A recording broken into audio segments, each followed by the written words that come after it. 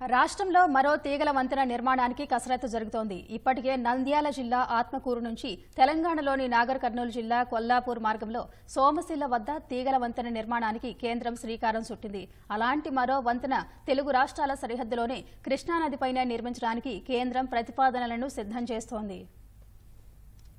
Srisailam project స్పిల్వేకి సమాంతరంగా ప్రస్తుతమున్న పాత వంతెన స్థానంలో కొత్తగా తీగల వంతెన నిర్మాణానికి కేంద్రం ప్రణాళికలు రచిస్తోంది. దీనికి సంబంధించి సమగ్ర ప్రాజెక్టు నివేదిక సిద్ధమవుతోంది. గుంటూరు కర్నూలు రోడ్డులోని కుంట జంక్షన్ నుంచి దోర్నాల, శ్రీశైలం, సున్నిపెంట మీదుగా హైదరాబాద్ వెళ్లే జాతీయ రహదారి 765ను విస్తరిస్తోంది. నల్లమల్ల అటవీ ప్రాంతంలో ఈ రహదారి 5.5 మీటర్ల నుంచి 7 మీటర్ల వరకు ఉండే రహదారిని 10 మీటర్లకు పెంచుతోంది. కుంట, దోర్నాల మధ్య 24.2 కిలోమీటర్ల పనులను 245 కోట్ల రూపాయలతో విస్తరిస్తున్నారు.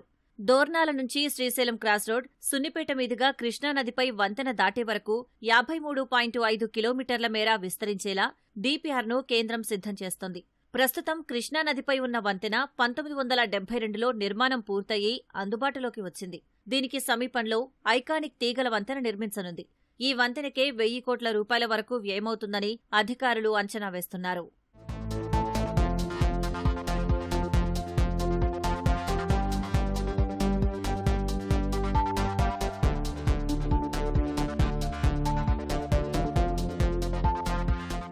ప్రస్తుతం దోర్నాల, శ్రీశైలం రహదారిలో అనేక మలుపులు ఉన్నాయి. వీటిని సాధ్యమైనంత వరకు తగ్గించేందుకు కేంద్ర రహదారుల మంత్రిత్వ శాఖ చూస్తోంది. శ్రీశైలం నుంచి హైదరాబాద్ వైపు వెళ్లే మార్గంలో సున్నిపెంట దాటాక ఉండే ఘాట్లో అనేక మలుపులు తిరిగి కృష్ణానదిపై వంతెన వద్దకు చేరుకోవాల్సి ఉంటుంది. వీటిని తగ్గించేందుకు సున్నిపేట వద్ద బైపాస్ నిర్మించి నేరుగా కొత్తగా నిర్మించే తీగల వంతెనపైకి చేరుకునేలా చూడనుంది. దోర్నాల, శ్రీశైలం మధ్యలో పలుచోట్ల ప్రస్తుతమున్న మలుపులను తగ్గించేలా అలైన్మెంటులో మార్పులు చేయనుంది.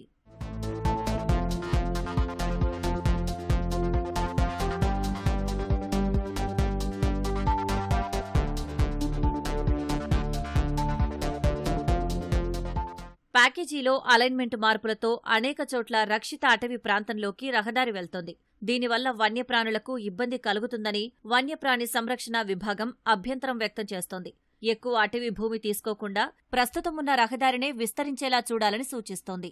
కేంద్రం మాత్రం ఈ మార్గంలో వాహనాల రద్దీ ఎక్కువగా ఉండడం, శ్రీశైలానికి వచ్చే భక్తుల సంఖ్య పెరుగుతున్న నేపథ్యంలో భవిష్యత్తును దృష్టిలో పెట్టుకుని అలైన్మెంటును మార్చాలనుకుంటోందని అధికారులు చెబుతున్నారు. టీపీఎఫ్ కన్సల్టెన్స్ సంస్థ ద్వారా ఈ ప్యాకేజీకి సంబంధించిన డీపీఆర్ను సిద్ధం చేయిస్తోంది.